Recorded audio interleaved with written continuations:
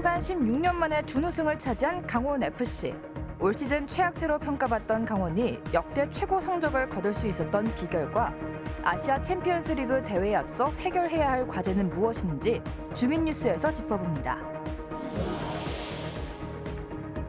군필자에게 최악의 악몽인 재입대가 현실로 출산율 급감 속 병력 부족 사태를 해결하기 위해 민간단체 시니어 아미가 창단된 데 이어 최근 국회에서 5060 군 경계병 법안이 검토됐는데 과연 우리나라에서 고령의 병사가 근무할 수 있을지 알려드립니다.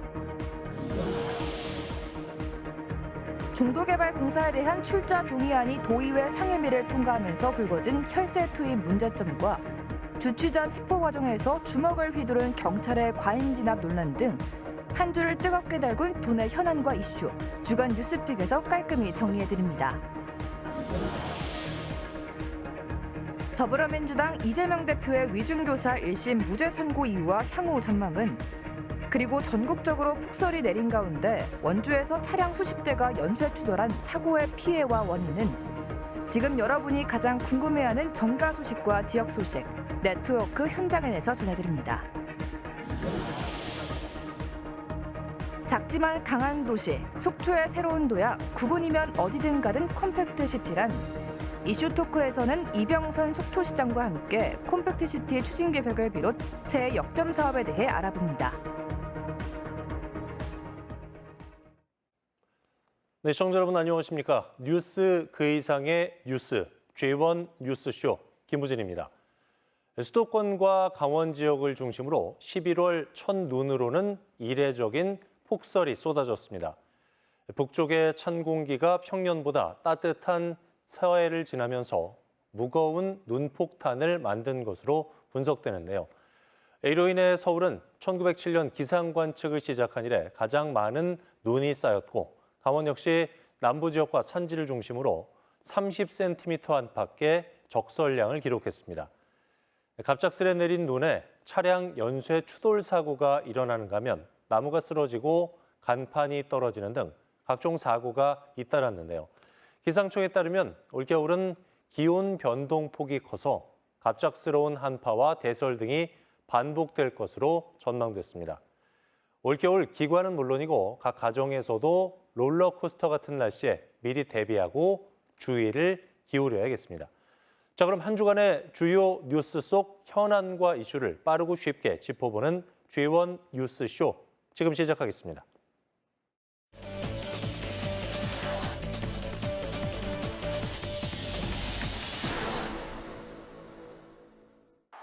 슈퍼루키 양민혁의 깔끔한 슈팅으로 승부를 결정지은 강원FC.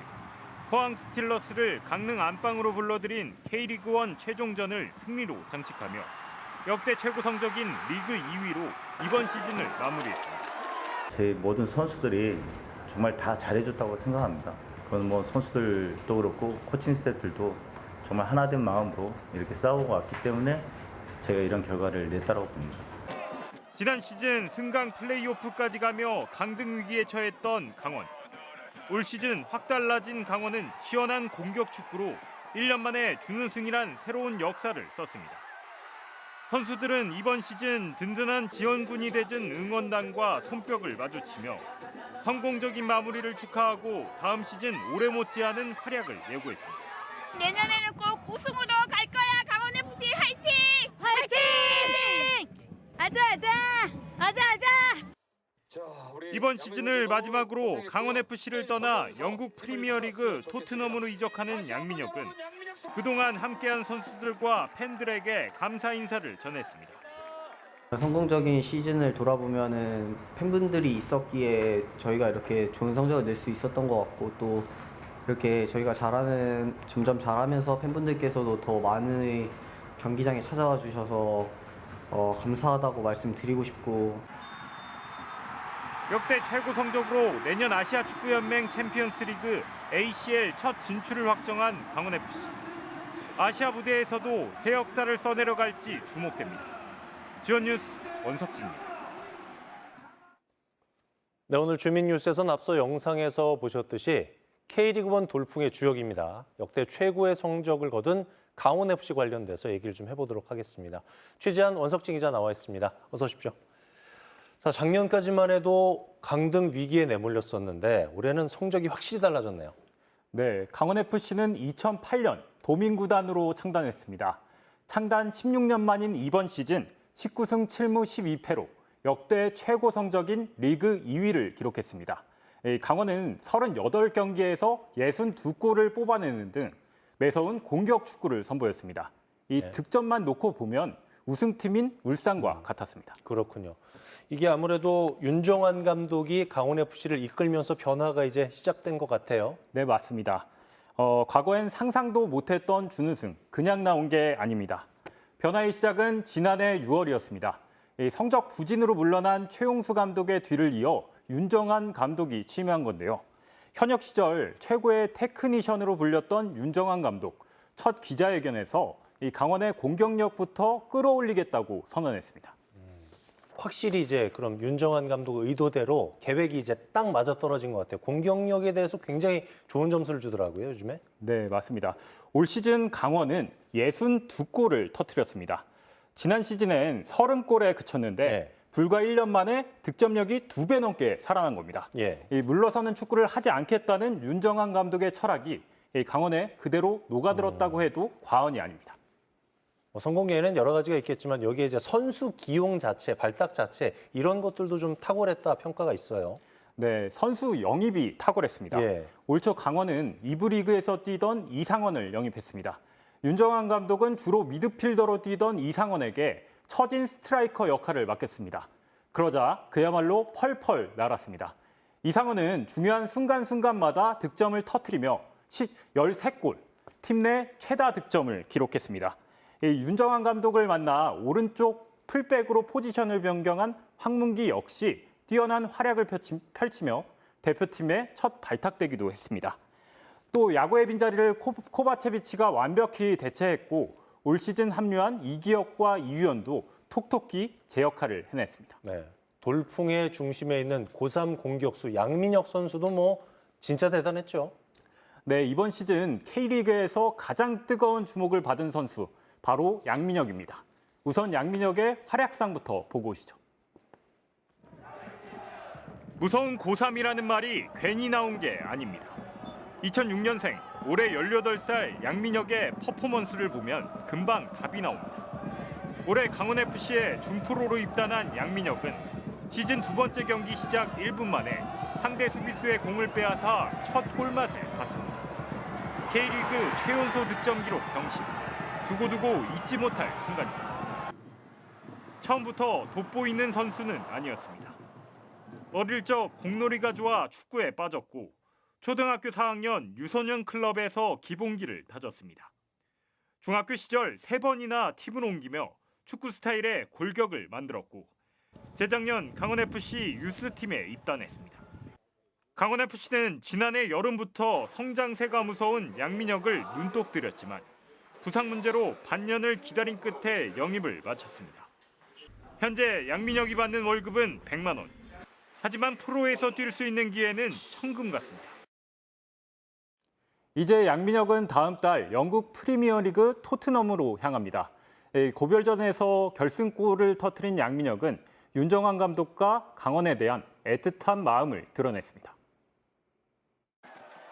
프로의 감독님이시지만 저도 정말 아버지처럼 생각을 하고 대하고 있고 또 저도 뭔가 이렇게 이제 강원을 떠나간다고 생각을 하면 좀 뭔가 울컥하는 게 좀 있는 것 같아요. 네, 강원FC가 창단 최초로 아시아 챔피언스리그 진출까지 확정을 지었는데 앞으로의 과제는 뭘까요? 네, 당장 급한 건 선수단 재정비입니다. 양민혁이 팀을 떠나고 황문기도 군입대를 앞두고 있는 만큼 새로운 선수 영입을 준비해야 합니다. 구단 내부 기조가 유망주 발굴과 육성에 맞춰져 있기는 하지만 내년 리그와 아시아 무대를 병행하려면 더블 스쿼드 이상의 전력을 갖춰야 합니다. 윤정환 감독 인터뷰 보고 오시죠. 지금 저희들이 가지고 있는 스쿼드보다 조금 더 보강이 돼야 되지 않을까라는 생각이 들고 조금 더 좋은 보강이 있다라면 내년에는 더 한결 더 좋은 축구를 하지 않을까. 아시아 챔피언스리그 홈 경기를 치르기 위한 준비도 필요합니다. 내부적으로 내년 아챔 홈 경기는 강릉에서 치르기로 한 만큼 AFC 현장 실사 대비와 시설 개보수 예산을 확보해야 합니다. 강원에게 아시아 챔피언스리그 진출은 큰 기쁨이자 또 다른 과제인 셈입니다. 많은 팀들이 그 전해 좋은 성적을 거뒀음에도 불구하고 그 다음 시즌에 많이 어려움들을 겪는 경우도 봤었고요. 또 시도민 구단들이 예시를 나가면서 경영이나 선수단 관리를 조금 어렵게 해서 그 다음 시즌에 많은 어려움을 겪는. 네, 강원자치도 역시도 강원FC에 대한 전폭적인 지원을 약속했죠? 네, 맞습니다. 시즌 종료 전 일찌감치 김병지 대표 재계약을 확정하고 윤정환 감독 재계약과 선수단 구성 등 정권을 맡긴 것도 같은 맥락입니다. 구단주인 김진태 지사도 확실한 지원에 나서겠다고 밝혔습니다. 당연히 좀 여러 가지 지원책을 강구를 하고 있습니다.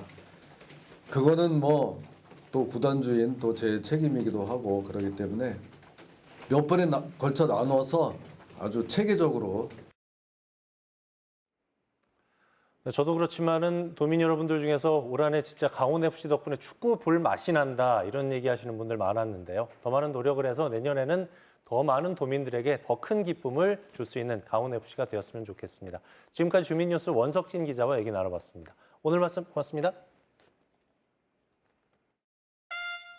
몸 낮춰, 더 낮춰. 구호 안 들립니까? 아이고 익숙한 구호 소리, 이 쩌렁쩌렁 울리는 목소리. 헉, 혹시나 재입대? 남자라면 한 번쯤 꿔봤을 법한 최악의 악몽. 전역 후 다시 군대에 가는 꿈. 이게 실제로 일어난다면 어떨까요? 주 연령층은 50대에서 70대로 구성된 민간 군사훈련단체 시니어 아미. 군대를 한 번 더 간다고요? 최근 온라인 커뮤니티와 뉴스 댓글창을 뜨겁게 달군 몇 장의 사진이 있는데요. 고령자들이 모여 전시에 예비 병력으로 국가에 봉사한다는 목표로 창단한 사단법인 시니어 아미 회원들이 군복과 총기를 갖춘 채 시가지 전투를 비롯한 기초 군사 훈련을 받는 사진입니다. 전역 후 재입대라니 농담 같다고요. 병력 자원 부족은 세계 여러 국가에서 나타나는 공통적인 문제인데요. 실제로 일부 국가에선 다양한 방식으로 중년 이상의 군사 참여를 고려하고 있습니다. 우리나라에서도 시니어 군사 참여에 대한 가능성을 열어두고 있는데요. 지난해 기준 상비 병력은 47만 7,500명으로 120만 북한군의 40% 수준에도 못 미치는데요. 우리나라 상비 병력은 최근 5년 새 15.1% 감소했습니다. 우리나라는 중령으로 진급하지 못한 소령은 45세의 군복을 벗어야 했는데 정부는 초급 간부 지원율을 높이기 위해 지난해 소령 계급 정년을 45세에서 50세로 상향 조정하는 내용의 군 인사법을 통과시켰고 장교 부사관의 임용 최고 연령도 각각 2년씩 늘리는 등 병력을 늘리기 위해 다양한 노력을 하고 있습니다. 낮은 임금과 빠른 정년, 이 미래의 불확실성으로 직업 군인들이 줄었고 저출생으로 점점 병력이 대폭 감소하는 행태를 보이고 있습니다. 젊은 현역 병력 부족 문제를 보완하기 위해 시니어 예비군의 훈련 역할을 확대하거나 특정 기술과 경험이 있는 시니어들을 활용하자는 의견이 나오고 있습니다. 또한 5060 군 경계병 법안을 검토 중이라고 하는데요. 성 위원장은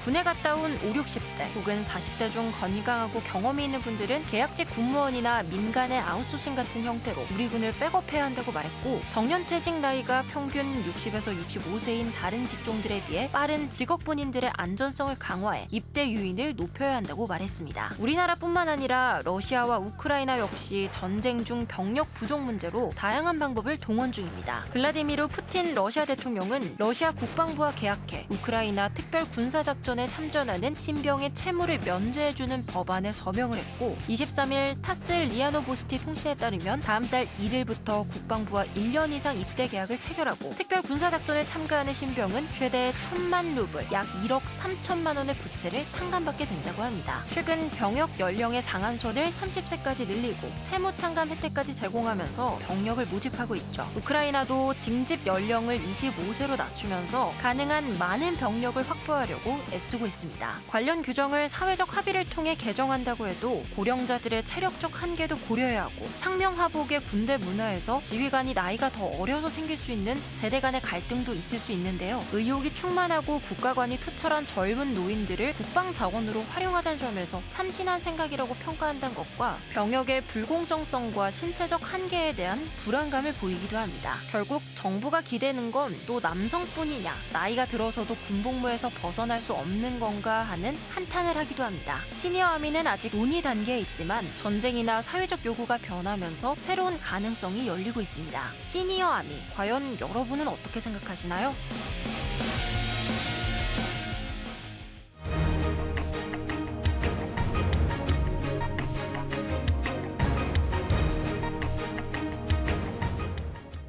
네, 한 주간 뉴스 가운데 가장 뜨거운 현안과 이슈를 골라서 정리해드리는 주간 뉴스픽 시간입니다. 오늘도 지원방송 보도국 홍서표 보도국장과 얘기 나눠보도록 하겠습니다. 어서 오십시오. 네, 안녕하십니까. 자, 오늘 첫 번째 뉴스 어떤 뉴스입니까? 네, 오늘의 첫 번째 픽은 중도개발공사 현금 지원 진통속 상임위 통과입니다. 네, 강원도가 중도개발공사의 파산을 막기 위해서 도의회에 제출한 300억 원에 달하는 출자 동의안 진통 끝에 네. 통과가 됐죠? 네, 그렇습니다. 지난 월요일이었는데요. 그 강원도의회 경제산업위원회에서 심의가 있었습니다. 그 심의 내용이 바로 중도개발공사의 강원자치도가 295억 원을 지급하는 동의안이었습니다. 이 돈이 필요한 이유에 대해서 강원자치도는 금융권 대출을 상환해야 되고 시공건설사와의 소송 패소 비용 등의 마련이 필요하다. 는 입장이었고요. 만약에 이 돈이 지원되지 않는다면 중도개발공사의 그 파산이 불가피하고 이렇게 되면 중도개발공사가 그 가지고 있는 채무 상환을 위해서 채무 상환 때문에 중도개발공사 소유의 토지를 토지는 이제 공매가 부동산이 공매 처리되는 그런 우려가 제기됐기 때문입니다. 또 특히 멀린사와의 협약 그 조항에 뭐 구체적으로 이게 공개되지는 않고 있지만 그 조항 중에는 뭐 이런 파산 부분이 파산할 경우에는 이제 그 손해배상을 청구할 수 있는 그런 내용들도 들어 있는 것으로 알려져 있습니다. 하여튼 심의 과정에서 그러다 보니까 동의를 해줄 수밖에 없는 상황에서 동의안이 넘어오니까 그 도의원들은 해당 상임위 도의원들은 굉장히 좀 불편한 기색이 역력했는데요. 뭐 심의 과정에서 나온 단어들을 봐도 뭐 도의회에 던지기를 하는 것이냐, 뭐 울며 겨자 먹기식 동의를 지금 심의하고 동의를 해줄 수밖에 없는 건 아니냐는 뭐 한탄이 섞인 질타가 쏟아졌습니다. 어쨌든 경론 끝에 이 동의안은 국회 상임위를 도의회 상임위 통과를 했고요. 요 현금 지원 중도개발공사의 현금 지원은 어쨌든 처음입니다. 그래서 이 상임위는 통과됐지만 다음 달 13일 도의회 본회의에서 최종 확정될 예정입니다. 네. 자, 그런데 강원도가 공사를 대신해서 부채를 갚아준 게 이번이 처음이 아니라고 해요. 재작년에 2,050억 원이라고 하는 큰 돈을 갚아줬네요. 맞습니다. 민선 8기 강원도정 시작하고 얼마 안 돼서였는데요. 당시에도 중도개발공사의 채무 2,050억 원의 채무 상환이 문제가 됐습니다. 그래서 그 당시에 강원자치도가 2,050억을 대신 대납을 해주면서 이 돈은 반드시 중도개발공사가 가지고 있는 하중도 개발을 하면서 보유한 땅, 이 부동산을 판매를 해서 그 매각 판매 대금을 으로 회수를 하겠다라고 약속을 했었는데 결국은 그 이후에 경기 불황이 장기화되고 부동산 시장이 침체하면서 땅은 하나도 팔지 못했습니다. 그러면서 이제 시간이 흐르면서 중도개발공사의 채무에 대한 이자는 더 늘어났고요. 이러다 보니까 지금 시점에서는 중도개발공사가 보유한 땅을 잘 매각한다고 하더라도 2,050억을 온전히 회수하기는 쉽지가 않고 오히려 채무가 더 얼마가 될지 지금 걱정이 커진 그런 상황이라고 볼 수 있겠습니다. 저게 다 도민들의 혈세인데 네. 참 답답한 상황이군요. 좀 근본적인 해결책을 찾기 위해서 고민도 많이 해야 될 것 같고 노력도 많이 해야 될 것 같습니다. 그렇습니다. 다음 뉴스 어떤 뉴스입니까? 네, 두 번째 뉴스픽은 경찰 주치자의 주먹질 과잉 진압 논란입니다. 네, 연말 되면은 주치자 신고가 늘어난다고 하죠. 네. 예사일로 넘길 일은 아닌 것 같은데 어떻게 된 일입니까? 일단은 사건이 발생한 건 지난 추석 9월 추석 연휴 때 일입니다.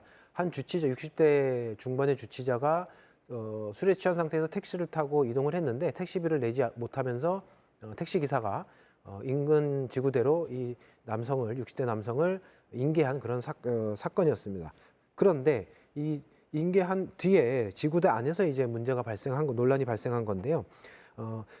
이제 그 당시에 주치자가 지구대에서 난동을 부린다는 이유로 경찰 두세 명이 이제 수갑을 채우면서 제압을 하는 상황이 발생을 하거든요. 근데 이 과정이 이제 주치자 쪽 가족들은 과잉 진압이었다라고 문제를 제기하고 있는 건데요. 당시 지구대 CCTV를 보면 주치자가 소파에 앉아 있고 경찰 두세 명이 와서 수갑을 채우려고 하는데 주치자가 극렬하게 저항을 하는 모습이 보입니다. 그리고 그러다가 이제 저항을 하면서 몸싸움이 이루어지고 주치자는 지구대 바닥에 들어 눕는 상태가 되고요.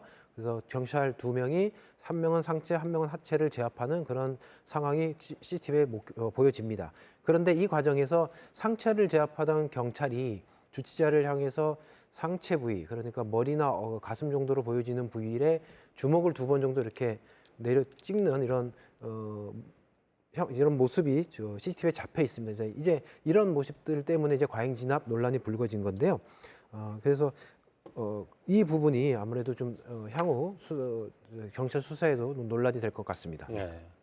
그러니까 주치자 폭행이냐 아니면 공무집행 방해냐 양측의 입장이 이제 엇갈리고 있겠네요. 그렇습니다. 네. 이게 경찰 측 주장은 이렇습니다. 예. 주치자가 신원 조회도 거부하고 그다음에 욕설을 하면서 난동을 부리는 상황이었기 때문에 제압이 불가피했다. 그리고 제압하는 과정에서도 이 주치자가 경찰의 종아리를 깨무는 등 행위를 했기 때문에 어쩔 수 없는 상황이었다라고 얘기를 하고 이런 이유로 이 60대 주치자는 공무집행 방해로 검찰로 송치가 됐고 검찰에서 최근에 또 이 사건이 기소가 됐습니다. 근데 반면 또 주치자 측의 주장은 좀 다른데요. 술에 취해서 당연히 술에 취한 상태에서 신원 조회에 제대로 응하지 못한 것이고 또 나이가 많고 몸이 불편한 사람을 제압하는 그 과정들이 과연 CCTV에 나오는 그 과정들이 경찰이 제압이 정당했느냐라고 보면서 이제 과잉이라고 주장을 하고 있는 건데 어쨌든 이 과잉 진압을 했다고 주장하는 이 피해자 쪽에서는 주치자 쪽에서는 해당 경찰을 지금 독직 폭행으로 경찰에 고소를 했거든요. 그래서 경찰 수사 과정에서 조금 더 어느 쪽이 더 잘못을 했는지 좀 판가름이 날 것 같습니다. 네. 주치자 신고가 1년에 이제 전국적으로 한 100만 건 넘게 네. 발생을 한다고 해요. 논란이 되지 않도록 좀 상세한 대응 매뉴얼도 있어야 되겠고요. 근본적인 대책 마련이 필요해 보이는군요. 네, 그래 보입니다. 마지막 뉴스 어떤 뉴스입니까? 네, 마지막은 춘천 속초 고속철도 순항 공정 첫 언론 공개입니다. 네. 서울과 춘천 그리고 속초를 잇는 동서고속화철도섭 전 구간 착공이 됐는데 처음으로 공사 현장이 공개가 됐군요. 네, 그렇습니다. 동서고속화철도는 춘천부터 양구, 화천, 인제 그리고 동해안 속초까지 있는 93.7km의 사업이고요. 사업비만 한 3조 원 넘게 들어가는 아주 대규모 사업입니다. 그런데 강원자치도의 수건 사업이기도 했죠. 전 구간 이제 착공이 다 됐는데 특히 이제 공정 중에서 관심이 가는 공구가 109입니다. 이 109가 춘천에서 양구 쪽으로 향하는 공구인데 이 공구의 구간에는 의암호가 있습니다. 그러니까 이 넓은 의암호를 어떻게 지나가느냐를 놓고 설계 단계에서 굉장히 이 사업 추진 단계에서 논의가 있었는데 결국 이제 지하로 가기로 했거든요. 의암호 밑을 파서 이 지하 통로로 통과하는 구간만 터널만 한 955m 정도 되는데요. 이 공정 구간이 이번에 이제 언론에 공개가 된 겁니다. 그래서 지난 26일 날 현장이 이제 언론에 공개가 됐고요. 어쨌든 좀 지하 터널을 좀 깊이 길게 물 밑을 지나는 공정이다 보니까 김진태 지사도 현장을 방문했고 강원도자치도 관계자들도 현장을 방문해서 현장 관계자들과 안전한 공사가 난이도가 큰 만큼 안전한 공사가 이루어질 수 있도록 만전을 기해달라고 서로 협의를 했습니다. 네. 강원 지역 발전에 큰 어떤 전환점이 될 것 같은데 이게 개통이 되면은 기대 효과는 어느 정도로 예측됩니까? 일단은 기대 효과는 클 것 같습니다. 네. 실제 효과도 클 것 같고요. 일단 추정되는 경제 효과 수치적으로 나온 것을 보면 생산 유발 효과가 2조 한 3천억 정도 되고요. 그다음에 일자리 창출만 한 4만 8천여 명 정도 되는 걸로 이제 계산상 나와 있습니다. 근데 계획대로 공사가 진행된다면 오늘 2027년 완공이 되고 개통이 될 예정인데요. 이렇게 되면 강원 북부 접경 지역은 물론이고 동해안까지 속초까지 대단한 변화가 기대가 되는데 특히 수도권으로에서의 관광객 유입이 큰 도움이 될 것으로 보입니다. 이 철도가 동서고속화철도 개통이 되면 용산에서 속초까지는 99분, 그리고 춘천에서 속초까지도 44분이면 주파가 가능하거든요. 그러니까 지금 현재 도로보다도 훨씬 더 빨리 동해안까지 갈 수 있다, 이렇게 볼 수 있는 거고요. 예를 들어서 지금 강릉선 KTX가 동계올림픽 때 그때 개통을 했잖아요. 그 개통 이후에 강릉을 찾는 수도권 관광객이 엄청 늘었거든요. 그리고 강릉 관광도 완전히 새 지도를 그릴 정도로 많이 바뀌었고요. 발전을 하고. 그래서 아마도 이런 변화를 보면 동서고속화철도도 개통만 된다면 강원 북부 지역, 북부 접경 지역은 물론이고 동해안, 속초, 고성, 양양 이 일대의 대단한 발전이 기대가 됩니다. 네. 이제 남은 과제는 차질 없이 정부 예산을 확보하는 일인 것 같아요. 도와 맞습니다. 정치권이 많은 노력을 기울여 주기를 기대하겠습니다. 지금까지 주간 뉴스픽 홍서표 보도국장과 얘기 나눠봤습니다. 오늘 말씀 잘 들었습니다. 네, 감사합니다.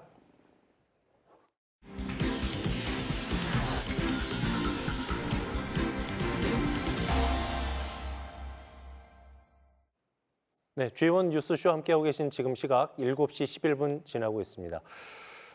지금 궁금해하는 정가 소식과 지역 소식 전해드리는 네트워크 현장인 시간인데요. 오늘은 서울과 영서지사를 연결해 보도록 하겠습니다. 먼저 국회 연결해서 정치권 소식부터 들어보죠. 김도환 기자.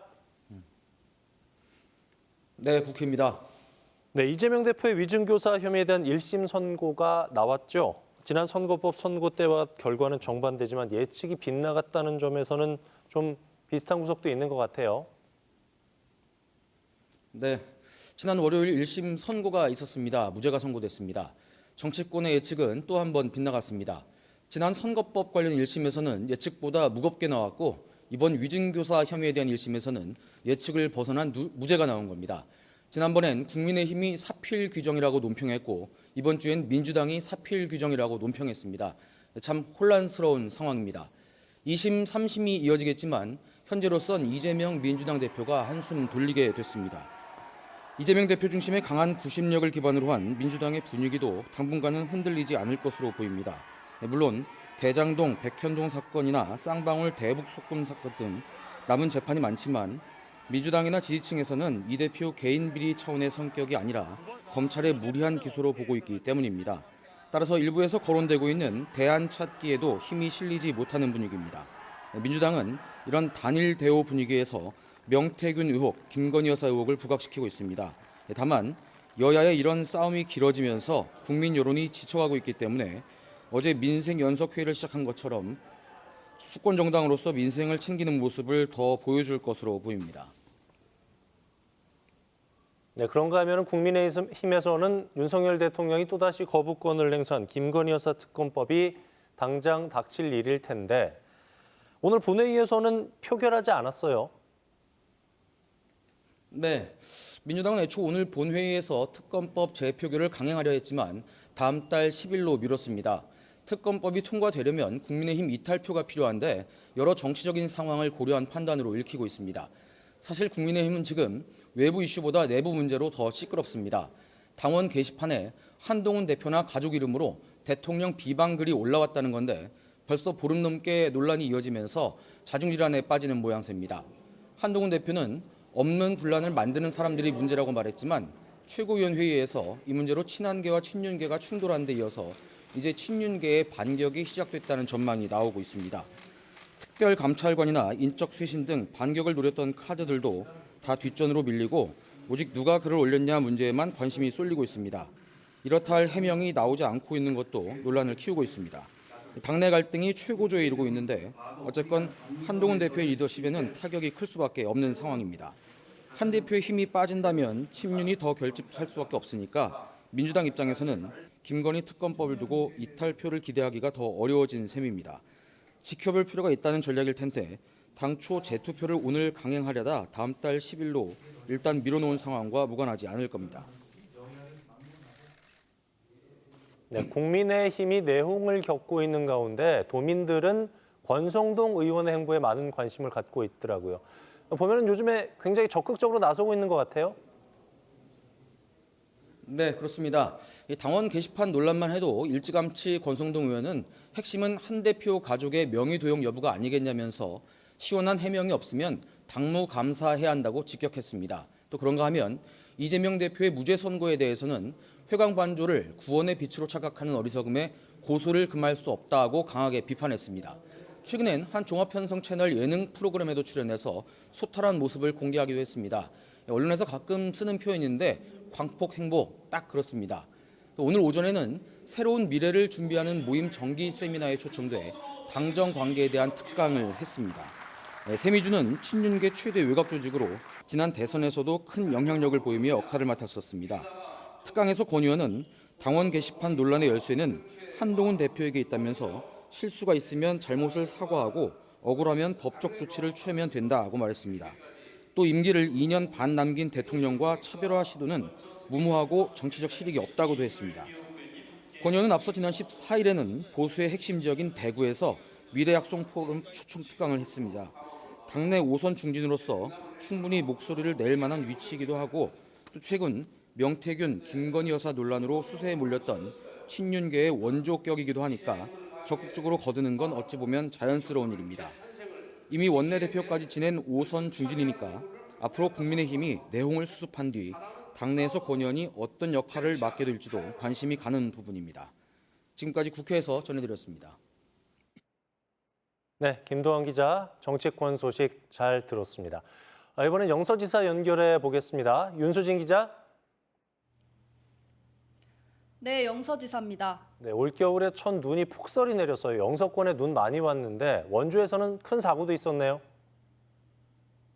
네, 어제 저녁인데요. 눈길에 무려 차량 53대가 뒤엉키는 다중추돌 사고가 있었습니다. 11명이 다치고 3명이 이송됐습니다. 사고는 어제 저녁 5시 50분 원주시 호저면 만종교차로 인근에서 발생했습니다. 현장에 있던 차량 53대 중 43대가 동시다발적으로 연쇄 추돌했습니다. 퇴근 시간과 맞물린 데다 내리막길이어서 사고 규모가 더 커졌습니다. 현장 자체는 바닥 자체는 빙판이고 브레이크를 밟아도 제동이 안 되면서 갖다 나가는 거예요. 아수라장이 된 도로는 3시간가량 통제됐습니다. 경찰은 사고 원인을 블랙아이스로 추정하고 경위를 파악하고 있습니다. 눈은 소강 상태지만 기온이 떨어지는 야간이나 새벽에는 노면이 다시 얼 수 있으니 특히 조심하셔야겠습니다. 네, 이번엔 농산촌 빈집 문제 들여다보도록 하겠습니다. 영월군이 빈집 문제에 대한 해법을 마련했다고요? 네, 빈집은 장기간 방치되면 미관을 해칠 뿐만 아니라 안전에도 위협이 되는데요. 영월군은 이 빈집을 농촌 유학생과 귀농 인구를 위한 숙소로 활용하기로 했습니다. 빈집 문제와 부족한 농촌 유학생 거주지 문제, 2마리 토끼를 모두 잡겠다는 전략입니다. 가스레인지부터 수납장까지 모두 새 것이라 정비된 빈집 내부는 신축 건물 수준입니다. 군이 수리비로 7천만 원 정도를 지원하고 빈집 소유자는 6년간 영월군에게 무상으로 임대해 귀농 귀촌인과 농촌 유학생 가족 숙소로 활용될 예정입니다. 한 일주일, 2주일에 한 번씩 가서 마당에 뭐 풀 뽑고 뭐 이리저리 이게 하는데 생각보다 쉽지가 않더라고요. 기간이 더 길어지고 그러면 가면 막 풀이 막 키만큼 자라 있고 그러니까 마을 사람들 보기도 민망하고. 영월군은 올해 초 공고를 내고 9곳의 빈집 가운데 개선 효과가 큰 3곳을 선정했습니다.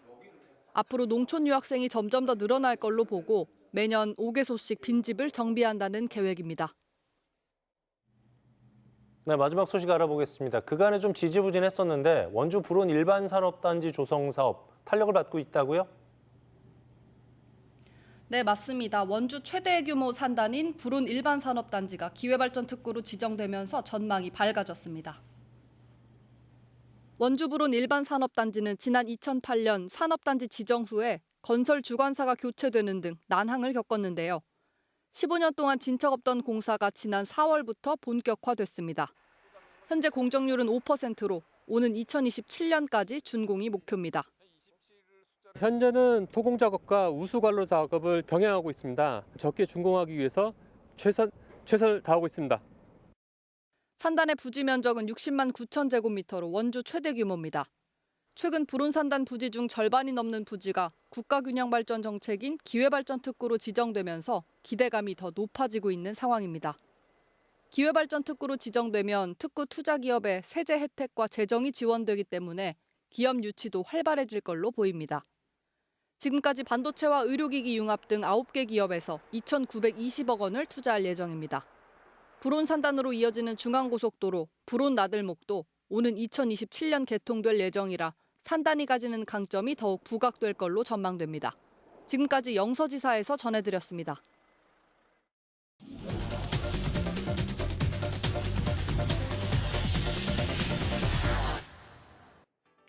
우리의 시선을 확 끄는 흥미진진한 뉴스를 골라 짚어보는 시간 뉴스쇼 브리핑 아나운서 이가은입니다.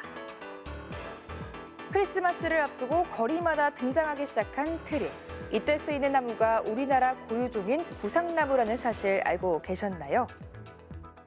1907년 우리나라에 선교하러 온 프랑스 식물학자에 의해 한라산에서 발견된 구상나무. 그 이후로 다양한 품종으로 개량돼 요즘 인기 있는 트리나무는 수백만 원에 팔리기도 합니다. 삼각형 모양으로 예쁘게 자라고 잎도 부드러워 찔려도 다치지 않는다는 장점이 있는데요. 게다가 잎에서 추출한 정유가 피부 미백과 주름 개선에 탁월하다는 점에서 이미 우리나라에선 화장품의 원료로도 쓰이고 있습니다. 이렇게 해외에서도 높은 가치를 인정받고 있는 구상나무가 정작 우리나라에서는 기후변화로 점점 사라지고 있는데요. 최대 서식지인 한라산의 구상나무 상황은 심각합니다. 지난 2021년 한라산 구상나무 숲 면적은 1918년보다 48.1% 줄었습니다. 100여 년 사이에 절반가량 사라진 건데요. 감소 면적만 축구장 804개를 합친 것과 맞먹습니다. 장점 많은 구상나무, 이대로 사라지게 두기엔 안타까운데요. 우리나라가 세계 유일의 자생지인 만큼 전문가들뿐 아니라 우리 사회 모두가 관심을 가져야겠습니다. 네, 다음 소식입니다. 집을 나서기 전 꼭 체크하는 것 바로 날씨죠. 나들이나 야외 행사를 계획했다 비 소식으로 취소되거나 미루기도 하고요. 출퇴근 시 우산을 챙길 때도 꼭 필요한 필수 정보입니다. 그런데 간혹가다 비 예보가 맞지 않아 낭패 본 적 한 번쯤 있으시죠? 올해 상반기 국내 강수 마침률 평균은 0.7. 비가 올 것이라고 예보한 경우에 70%는 실제 비가 왔다는 뜻입니다. 꽤 높은 비율로 볼 수 있지만 비 예보 때문에 바깥 나들이를 취소한 경험이 있다면 너그럽게 받아들이기 힘든 확률이기도 한데요.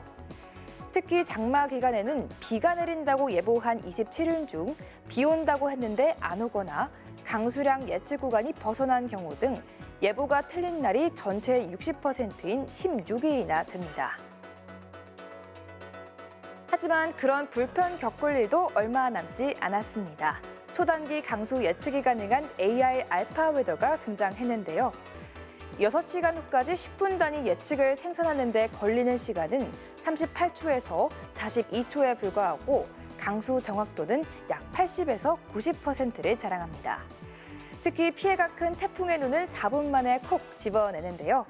AI 모델 도입으로 예보에 투입되는 시간은 물론 자원도 절약될 수 있기에 기대를 모으고 있습니다. 단기 예보에 강한 인공지능 기반의 날씨 예측으로 내년 여름 장마부턴 우산 걱정 덜어줄 것으로 보이는데요. 기후변화로 전례 없는 극한 기상현상이 잦아지는 만큼 정확도 높은 AI 날씨 예보로 재산 피해는 물론 인명피해도 예방되길 바랍니다. 지금까지 뉴스쇼 브리핑 아나운서 이가은이었습니다. 네, 계속해서 도내 주요 인사와 화제인물 초대해서 얘기 나눠보는 이슈 토크 시간입니다. 이제 곧 12월입니다. 지자체들은 내년 계획 수립하고 추진하느라 여념이 없는데요. 속초시는 내년에 콤팩트 시티 도약을 준비하고 있습니다. 그래서 오늘 이슈 토크에서는 이병선 속초시장 모시고 콤팩트 시티 추진 계획 또 주요 지역 현안을 중심으로 자세히 얘기 나눠볼까 합니다. 시장님, 안녕하십니까? 안녕하십니까?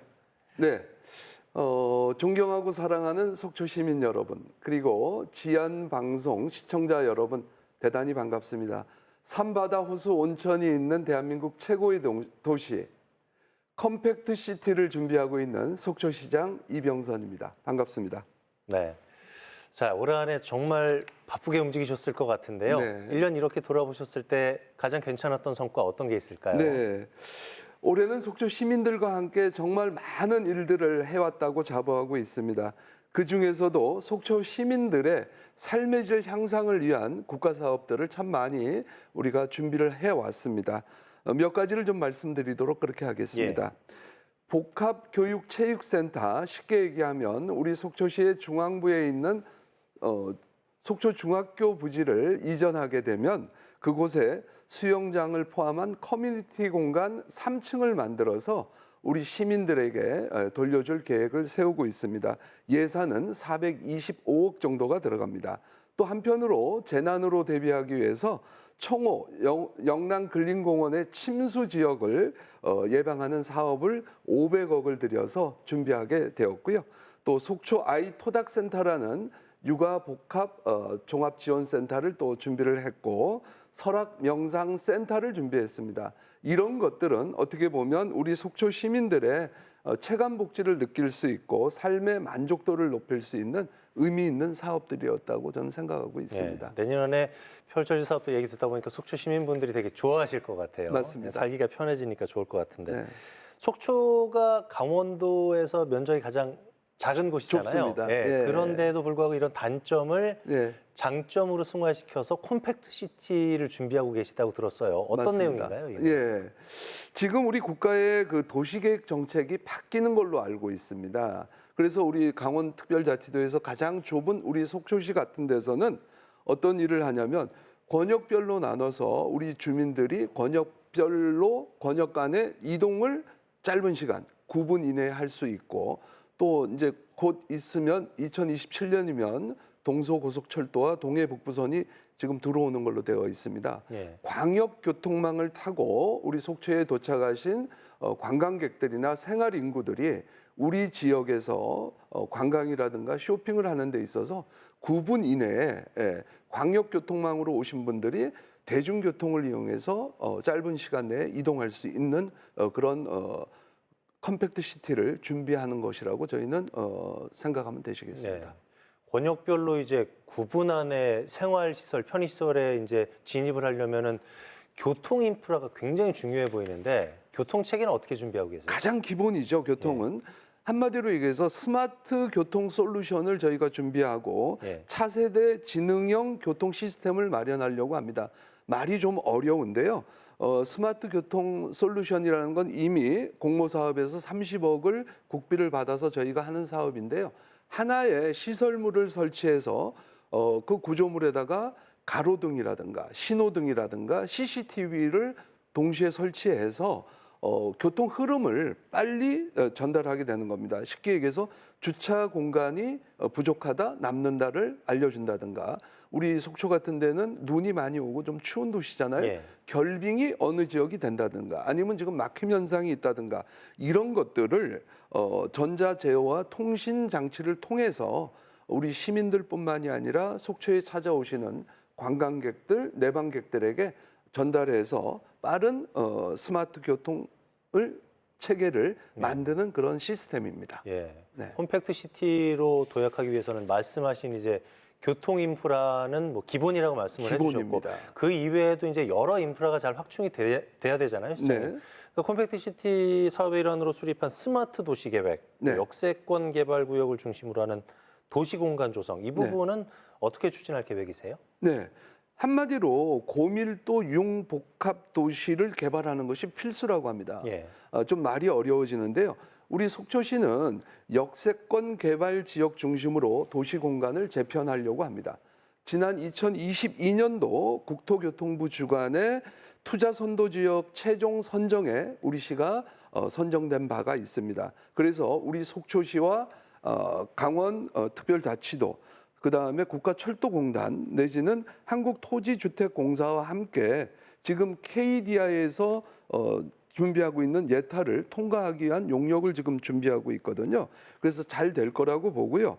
우리 속초는 조금 전에도 말씀드렸지만 복합 한승센터를 통해서 주거, 상업, 업무, 문화라든가 쇼핑 시설을 집약해서 스마트한 공간을 조성해서 우리 속초가 갖고 있는 가장 큰 장점 천혜의 관광 자원과 마이스 산업을 융복합해서 지속 가능한 미래 100년의 속초 발전을 준비하는 그런 준비를 해나가도록 하겠습니다. 네.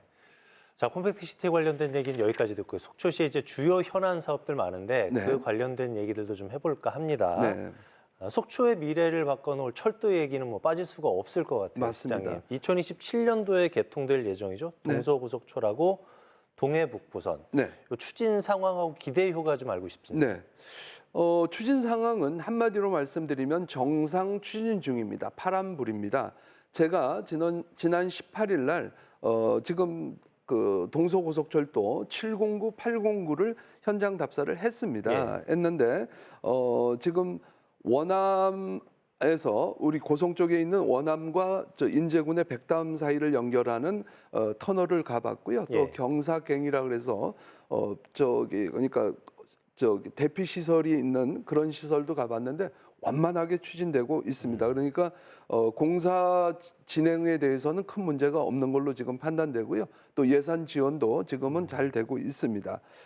기대 효과는 동서고속철도가 연결이 된다면은 서울 용산에서 속초까지 99분의 시간이 소요가 될 것이고요. 동해북부선은 부산에서 우리 속초까지 오는데 한 3시간 정도가 될 겁니다. 이렇게 된다면은 정말 지금과 다른 새로운 그런 획기적인 변화가 올 거라고 생각합니다. 수도권 인구가 우리 대한민국의 인구의 반 정도가 되지 않습니까? 우리 속초가 수도권을 배후 도시로 갖고 가는 관광 도시로 가게 될 겁니다. 또 한편으로 동해북부선을 통해서 유라시아 이니셔티브를 우리가 갖고 가는 그런 장점의 도시가 될 거라고 생각하기 때문에 이런 것들이 양대 철도가 이루어지는 것이 컴팩트 시티로 가는 가장 기본적인 그런 어떤 수단이 되지 않을까 생각해보고 저희들이 잘 준비해 나가도록 그렇게 하겠습니다. 네. 양양이 뭐 요즘에 서핑의 좀 성지로 불린다면은 맞습니다. 속초는 워케이션의 성지 아니겠습니까? 맞습니다. 이게 국내뿐 아니고 요즘에는 뭐 외국인 직장인들도 많이 찾는다고 들었거든요. 네. 생활 인구 확보 또 관광 활성화를 위한 속초의 요 워케이션 유치는 어떻게 진행이 되고 있습니까? 네, 워케이션이라 그러면 좀 생소할 수 있겠는데요. 일반 시청자 여러분들께서 말 그대로 일과 여가 쉽게 얘기해서 돈도 벌고 뭐 여가도 레저도 즐기는 그런 일들인 것 같습니다. 그런 워케이션이 되기 위해서는 전제 조건이 있다라고 저는 생각합니다. 첫째, 교통망이 수도권에서 접근망이 좀 좋아야 된다. 두 번째는 요즘 AI라든가 빅데이터라든가 오피스 공유 시설 이런 것들이 갖춰지는 지역이 성공 요인이 된다라고 생각합니다. 또 세 번째로는 다양한 숙박 시설과 저렴하고 맛있는 먹거리가 꼭 있어야 된다. 또 네 번째는 그걸로 끝나는 것이 아니고 관광과 문화와 취미 생활이 보장되는 곳이 워케이션의 적지라고 생각합니다. 그래서 우리 속초시가 적지라고 생각해서 작년에 글로벌 워케이션 수도를 이미 선포한 바가 있고요. 그거는 말로 그치는 것이 아니고 결과에서도 나왔는데 강원도 내에서 6개 시군, 동해안 6개 시군을 한번 좀 저희들이 조사를 했는데 우리 시가 가장 실적이 좋은 걸로 나타났고요. 또 그 특별한 강원 워케이션 상반기 기획전이라는 숙박시설 플랫폼 운영하는 그런 시스템이 있었습니다. 거기서도 우리 강원도 18개 시군 중에 속초시가 23.4%를 차지했다는 것은 경쟁력이 있고 우리 속초시가 글로벌 워케이션 수도에 걸맞는 그런 도시라고 확신하고 있고요. 명성으로만 그칠 것이 아니고 내년도에는 우리가 세계적인 명산 설악산 관문에 워케이션 전용 공간을 지금 준비하고 있습니다. 이를 통해서 더 쾌적하고 많은 분들이 오피스 공유 시설을 함께 하면서 실질적인 워케이션을 할 수 있는 공간을 만들려고 합니다. 그래서 우리 속초시는 워케이션의 성지다. 이렇게 감히 주장하고 싶습니다. 이 속초의 중앙하고 조해안 지역이 상습 침수 구역이잖아요. 맞습니다. 그래서 이제 뭐 태풍이라든가 국지성 강우라든가 이런 좀 침수 피해가 좀 있었던 것 같은데 이런 거 예방하기 위해서 도시 침수 대응 사업 추진하고 있다는데 이건 맞습니다. 어떤 내용이에요? 네, 잘 추진하고 있습니다. 예. 지금 기후 변화라든가 탄소 중립으로 인해서 기후 온난화가 와서 지금 모든 국가나 지자체가 지금 몸살을 앓고 있습니다. 예. 우리 속초시도 예외일 수는 없습니다. 특히 우리는 청초와 영랑호, 동해 바다가 있기 때문에 이 바다가 만조시에는 그때 갑자기 뭐 국지성 강우가 온다든지 태풍이 몰려온다 그러면 우리 시가 굉장히 혼란에 빠질 수 있었거든요. 그래서 우리는 두 가지를 준비했습니다. 2026년까지 속초시 중앙에 있는 아남프라자와 조양동 일대를 지금 우수관로를 3.1km를 놓고요. 빗물 펌프장을 2개소를 신설하는 사업이 248억을 들여서 좀 준비하고 있습니다. 네. 또 한편으로는 올해 이제 우리가 확정된 2028년까지 500억을 들여서 청호동과 영랑호 인근인 영랑근린공원 일대를 저희가 환경부로부터 하수정비 중점 관리 지역으로 지금 지정이 돼서 저희들이 준비를 하게 됩니다. 기후 변화로 인한 시민들의 안전을 우리가 최우선이라고 생각하고요. 시민들의 생명과 재산을 재난으로부터 보호하는데 최대한 역점을 가지고 노력하도록 하겠습니다. 네. 자, 오늘 시장님과 함께 미래 100년을 준비하고 있습니다. 네. 속초시의 현안들, 계획에 대해서 들어봤는데 끝으로 네. 정리 말씀 좀 들어볼게요. 네. 사랑하고 존경하는 속초 시민 여러분, 지안 방송을 사랑해주는 시청자 여러분, 이제 어느덧 이번 주가 지나면 이제 달력도 한 장밖에 남지 않아서 2025년 을사년이 시작된다고 봅니다. 을사년은 뱀의 해라고 합니다. 뱀은 껍질을 벗으면서 새롭게 변화하는 지혜로운 동물이라고 합니다.